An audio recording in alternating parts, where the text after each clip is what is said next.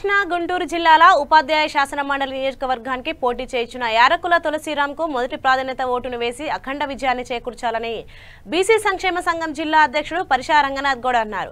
శాసన మండలి ఎన్నికల్లో ఎస్టీయూ ఉపాధ్యాయ అధ్యాపక ఉమ్మడి అభ్యర్థిగా పోటీ చేయించిన యారకుల తులసిరాం విజయాన్ని కాంక్షిస్తూ రేపల్లె పట్టణంలో ఇంటింటికి వెళ్లి ఓటర్లను కలుసుకొని యారకుల తులసిరాం ప్రథమ ప్రాధాన్యత ఓటు వేసి గెలిపించాలని గౌరీశంకర్ విజ్ఞప్తి చేశారు.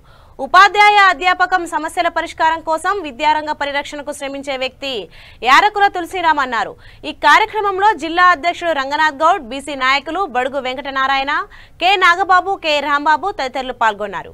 ప్రచారంలో భాగంగా మన రేపల్లె పట్టణంలోని Sharada ITI college, degree college, junior college, high schools పర్యటనలో భాగంగా ప్రచార పర్యటనలో భాగంగా మన స్కూల్కి రావడం జరిగింది.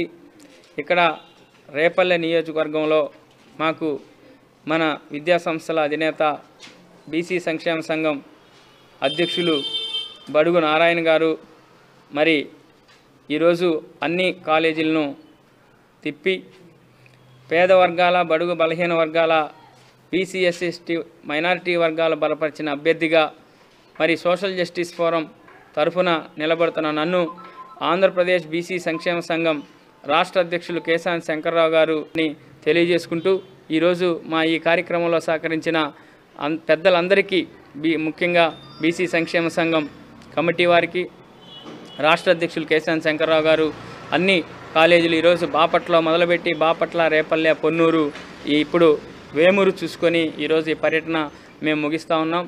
మన అధ్యాపకులకి, ఈ పరిసర ప్రాంతంలో ఉన్న ఉపాధ్యాయ అధ్యాపకులందరికీ చేతులు జోడించి నమస్కరించి చెప్తా ఉన్నాం.